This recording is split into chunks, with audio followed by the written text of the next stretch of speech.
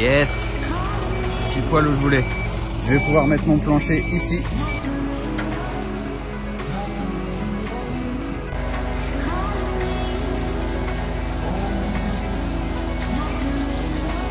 Quelle idée de se faire livrer un plancher alors qu'on n'a pas encore fait le vide sanitaire.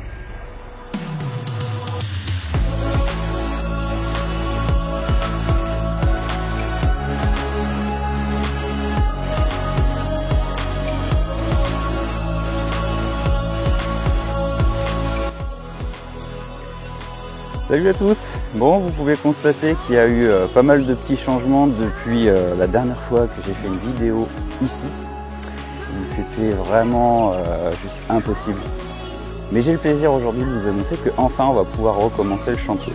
Mais je vais commencer déjà par me présenter pour tous ceux qui ne connaissent pas et qui pourraient débarquer sur la chaîne à partir de cette vidéo. Donc salut, je m'appelle Steve, bienvenue sur ma chaîne Steven Wood. Ça fait à peu près 3 ans que j'ai ouvert cette chaîne. À la base, c'était suite à mon inscription à la formation de Samuel Mamias, fier de faire mes meubles. J'avais envie de partager au maximum, au plus grand nombre, enfin au plus grand nombre surtout pour ma famille, mon évolution et ce qu'on pouvait faire justement avec ce type de formation. Et puis ça a pris de l'ampleur, les projets se sont multipliés, divers et variés. J'ai pris vachement le pli et le goût de partager, de réaliser toutes ces vidéos. À la base, j'y connaissais rien du tout, à la fois en bois et en montage vidéo, en tout ce qui est communication. Et je me suis pris vraiment au jeu. Donc aujourd'hui cette vidéo c'est pour vous présenter le fait que je vais faire en quasi-intégralité l'autoconstruction de ma maison familiale, une maison qui sera en ossature bois passive. Ça n'a pas été sans déboire, je vous mets quelques images là puisque en fait l'ouverture de ce terrassement a été réalisée par Florian de Mètre Cube en novembre-décembre et on a été obligé d'arrêter complètement. La nappe phréatique était tellement haute que c'était devenu un étang. J'aurais pu ouvrir l'accès et mettre des carpes et des barques et puis tout le monde prenait un malin plaisir à venir pêcher ici.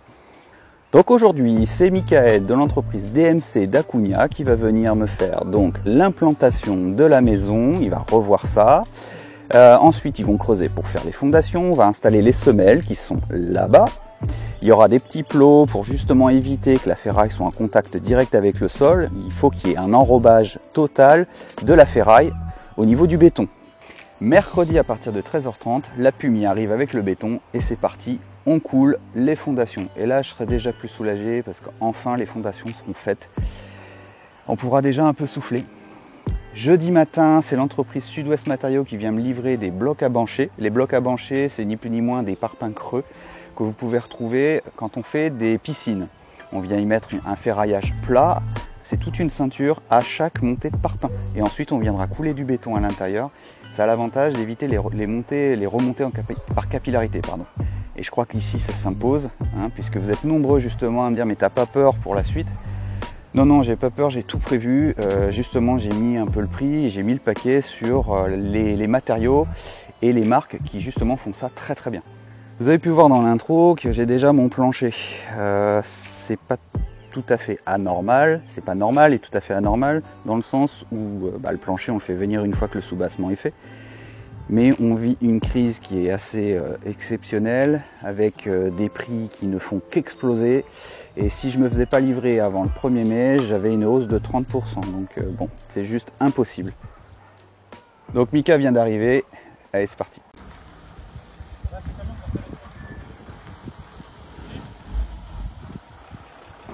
Là, il va faire un chemin pour que toute l'eau du plateau puisse venir dans la rigole qui a été faite et que ça puisse s'évacuer de façon naturelle.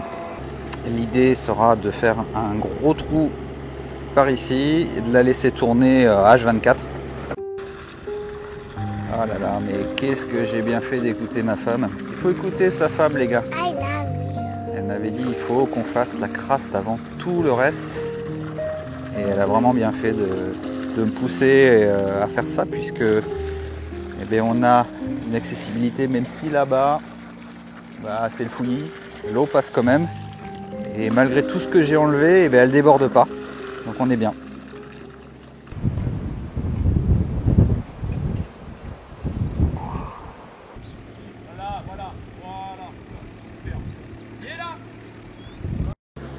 Donc voilà, ils ont mis les chaises en place et c'est à... T'es à l'axe des... Non, c'est l'extérieur des parpaings. T'es à l'extérieur des parpaings? Ok.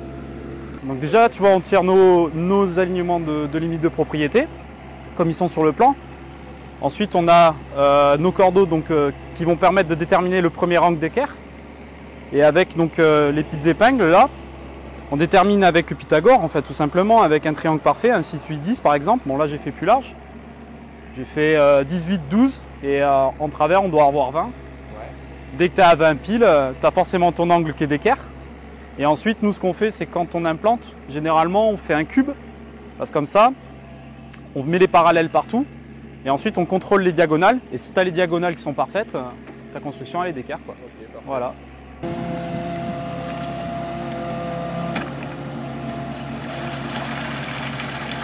Ah là, de toute façon, moi, je te dis que...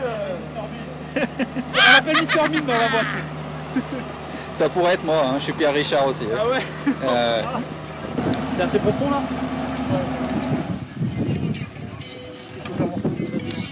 Mais là ça va Là il y aura plus de contenance, il va pomper plus d'eau que de sable. T'as vu, elle démarre au quart de tour. Ça va pousser là.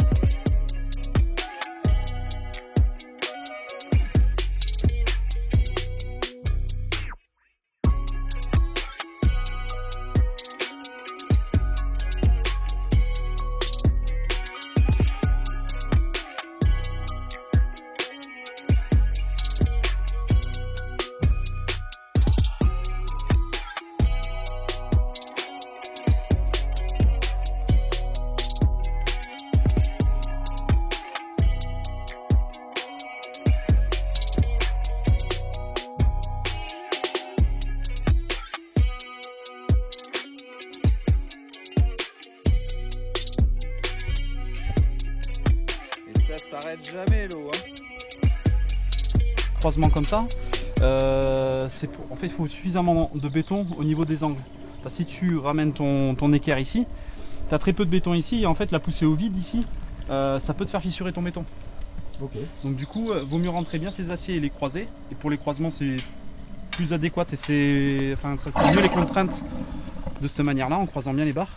Okay. Tu vois que de les mettre juste dans les angles en fait. D'accord. Voilà, comme ça vient bien prendre, tu vois ton extérieur, ça prend à l'intérieur, ça réduit beaucoup plus ok, donc angles. Ça c'est une règle en fait à appliquer parce que sinon vraiment tu as vraiment des distorsions. Ouais c'est ça, ouais. Avec les dilatations des métaux et tout ça, si t'as pas suffisamment de béton, eh ben, ça peut te faire fissurer ta fondation. Ok. Voilà. Donc là Mika est en train de faire le passage pour en prévision du puits canadien. Deux grosses gaines prévisionnelles pour le puits canadien en 90. Le puits canadien ce sera finalement avec un tube classique d'arrivée d'eau, diamètre 32. Donc une entrée, une sortie. Mon puits canadien sera un puits, mais pas un puits aérothermé, je crois que ça s'appelle comme ça. C'est-à-dire qu'il n'y aura pas une buse qui viendra chercher de l'air. C'est un peu contraignant ça, il faut faire une pente, il faut récupérer les condensats. Voilà, donc ça c'est vraiment pas une technique que j'avais envie de mettre en place. Donc je suis parti sur un puits provençal, puits canadien, on appelle ça comme on veut, qui est en circuit fermé. Une sorte de spirale, une sorte de chauffage au sol. Et donc je vais faire des serpentins sur une longueur de 100 mètres. Donc ça va surtout être ici, on va partir comme ça, on va revenir, on va repartir de l'autre côté et puis on va revenir. Donc il faut 2 gaines de 100, on les prépare exactement là où il faut avant de couler la dalle.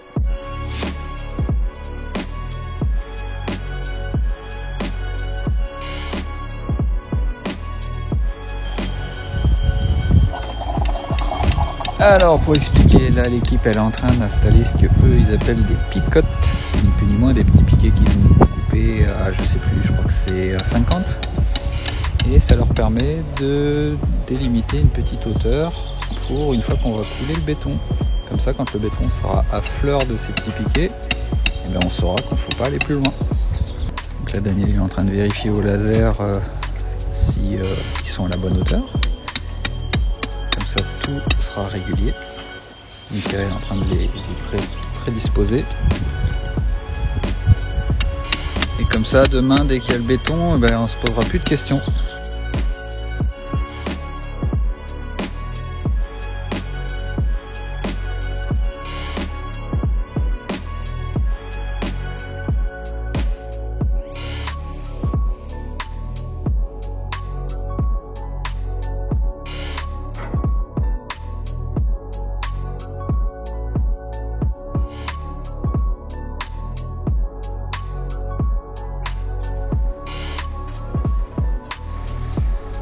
Tendu pour rentrer là. Alors pour couronner le tout, il y a des câbles.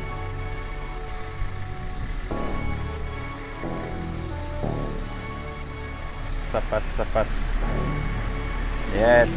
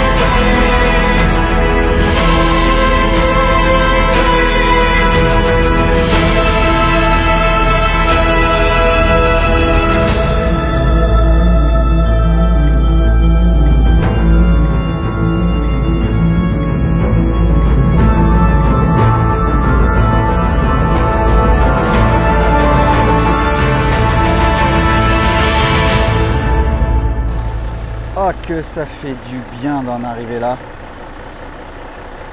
Et on avait 1 mètre cube de rab. Et ben, il n'était pas de trop. On a à peine rempli le trou là. Parce qu'il y avait des endroits comme toute la partie de la première fouille qui avait déjà été faite. C'était très fragile, du coup ça s'est boulé. C'est pour ça qu'on a mis des planches de coffrage qu'on va récupérer après pour faire toute la dalle. Parce que je coffre entièrement. Et puis là-bas aussi. Donc ils ont chargé beaucoup, ils en ont mis beaucoup. Et au final, y a assez.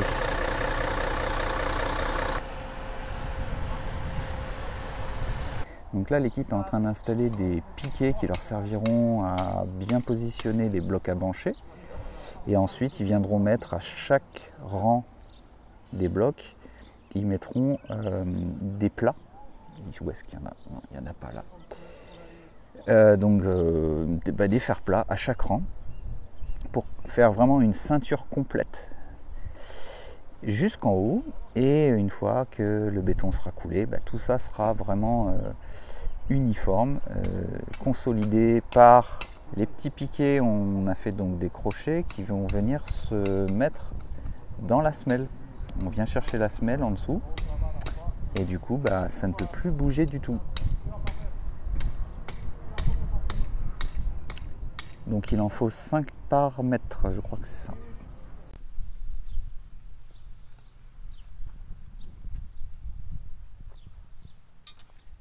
Ah ça y est, enfin, je suis hyper soulagé, ça s'est bien passé, les pompes, les toupies sont rentrés sans problème parce que j'ai eu des commentaires sur ton chemin d'accès va pas tenir, il y a tellement d'eau. Qu'est-ce que j'ai eu? J'ai eu t'as beaucoup trop d'eau donc il faut pas couler. En fait, je crois qu'il faut s'écouter parce que si on écoute un peu les peurs de tout le monde, on n'avance pas. Donc j'ai rien contre tous ceux qui ont essayé de mettre en garde et je peux les comprendre aussi. Sachez que l'eau n'était pas non plus super haute. Bon, heureusement, merci les pompes, hein, mais en fait, quand vous avez, allez, on va dire 3 cm, vous pouvez quand même couler. On a chassé toute l'eau et ça a été impeccable. Donc maintenant que les fondations sont faites, je peux souffler, je vais pouvoir dormir parce que j'ai pas bien dormi cette nuit. Ça a ruminé malgré tout et pourtant ça change rien, mais c'est comme ça. Maintenant, c'est une affaire qui va rouler, les blocs vont se faire sans problème. Et puis après ouais, ce sera à moi de jouer, ce sera jouer les muscles et puis ça va avancer. Les seuls trucs qui pourraient encore me ralentir, ce sera les livraisons, parce que donc je vais me faire livrer le bois et j'espère que ça viendra à temps. Très bonne nouvelle, ça passe. C'est un 8-4, c'est les blocs à bancher. C'était hyper tendu à imaginer que ça puisse passer parce que l'avenue elle est quand même assez étroite. Et là ça passe. On va pouvoir poser les blocs où on veut réellement et pas au tout début de l'allée quoi.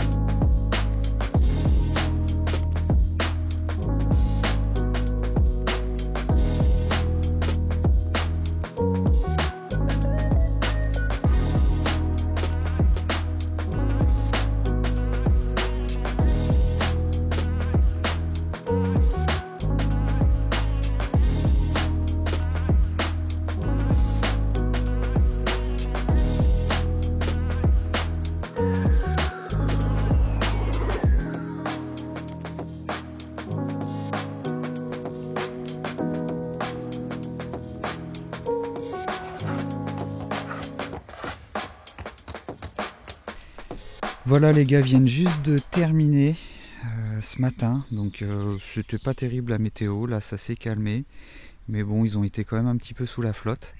Donc ça y est, le dernier rang est fait, on peut voir qu'ils ont mis le chaînage tout autour, il n'y aura plus qu'à remplir. Mardi la pompe vient, donc une pompe de 28 mètres, va venir couler tout ça avec un béton en 0,8 et j'ai demandé un réducteur au niveau de la pompe C'est ni plus ni moins comme un petit entonnoir et ça permet justement de bien viser et d'éviter de mettre du béton partout.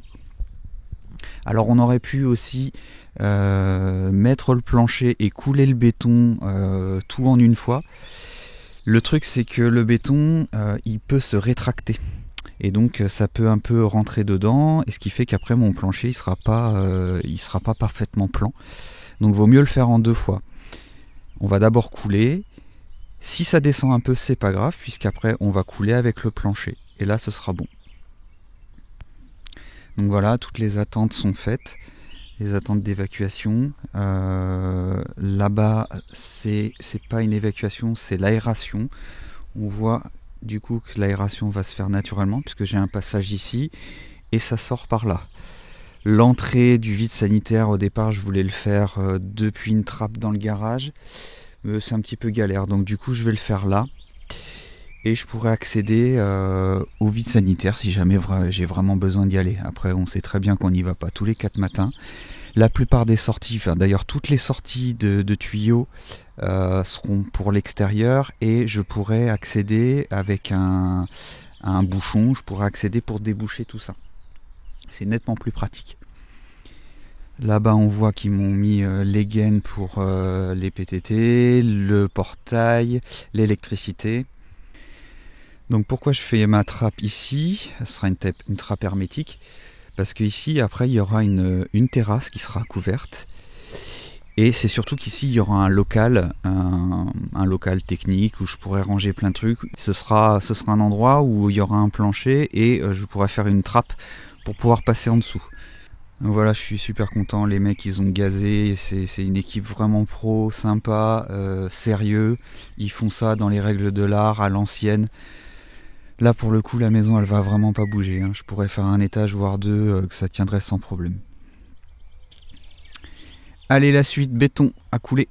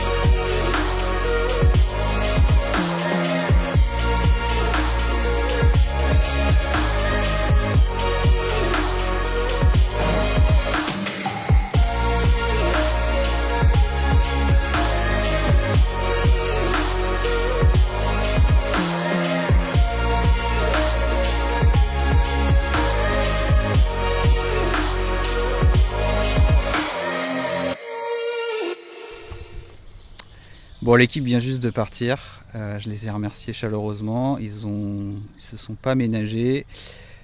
Oui, c'est leur travail, mais ils l'ont vraiment fait de façon consciencieuse, à l'ancienne. Certains m'ont demandé pourquoi ils ont collé les blocs. Il y a une raison assez simple, c'est que les blocs ne sont pas rectifiés, donc pas forcément très droits. Donc les blocs, vous pouvez les poser comme ça, mais il faut que vous rajoutiez des petites cales. Donc le temps que vous perdez à mettre des petites cales, c'est le même temps finalement que vous mettez à le maçonner. Et c'est surtout qu'une fois que vous coulez votre béton, ben, il tient beaucoup mieux, il ne bouge pas. Donc ça c'est quelque chose qu'ils sont assez peu finalement à faire. Donc je suis content qu'il l'ait fait, ça s'est fait dans les règles de l'art. Donc c'est parfait pour moi, c'est vraiment quelque chose qui ne va pas bouger dans le temps. On peut monter quoi, les 2 étages et ça bougera pas du tout. Donc il va de soi que je tiens à remercier toute l'équipe de Mika, Daniel, de leur père, de Vincent qui n'était pas là aujourd'hui puisqu'il a trouvé d'autres horizons. Je tiens aussi à remercier tous les livreurs qui ont peiné énormément pour pouvoir rentrer, mais c'est des pros, donc ils ont réussi à trouver la bonne faille pour pouvoir bien passer. C'était pas gagné, c'était quelque chose qui m'a fait beaucoup réfléchir, douter, à savoir comment ça allait pouvoir rentrer. Maintenant c'est à mon tour de jouer, je vais devoir monter tout le plancher. D'ailleurs j'ai sollicité des copains et j'ai sollicité il y a je crois 2 élèves de la formation de Samuel de Fier de faire mes meubles qui vont venir. On va déplacer toutes les poutrelles et on va faire ça samedi, au moins les positionner sur tous les blocs, et parce que tout seul c'est juste impossible, ça pèse 80 kg la poutre. Voilà, j'aurais souhaité que les maçons puissent le faire dans l'intégralité, mais en fait je peux pas, je subis des hausses de prix qui sont juste incroyables, folles. Je me pose d'ailleurs beaucoup de questions sur la faisabilité entière de ce que j'ai envie dans cette maison, de ce que j'ai envie de vous présenter. Je suis arrivé au taquet de mon budget, je peux pas subir plus de hausses et pourtant il me manque encore quelques trucs, genre du carrelage, les rails, les placos. Des choses qui font que ça devient une maison, mais aujourd'hui ils ne font pas partie de mon budget. Je ne sais encore pas comment je vais pouvoir faire, donc on va voir comment on va pouvoir faire. Voilà, j'espère que cette vidéo vous aura plu, qu'elle pourra vous servir sur ce que vous avez pu voir. Encore une fois, ce n'est pas un tuto, mais plus une démarche de voir comment tout ça se met en place, puisque généralement le client n'est pas sur place pour voir. Donc ça peut toujours être intéressant de pouvoir trouver ça sur internet. Donc si cette vidéo vous a plu, n'oubliez pas, petit pouce en l'air, s'abonner, partager, commenter. Ça fait toujours plaisir, énormément. La prochaine vidéo, ce sera la mise en place de la bâche anti-thermite. Je ne sais pas encore si je vais la filmer intégralement parce que c'est ni plus ni moins qu'un plaçage de bâche. Et puis poutrelle, ourdi, mise en place de tout ce qui va être et les treillis et le coulage de la dalle qui, je l'espère, devrait arriver avant mi-juin, qu'on puisse laisser reposer tout ça, puisque la livraison de mon bois arrive logiquement mi-juillet. Allez, je vous dis à très bientôt. Ciao, bye.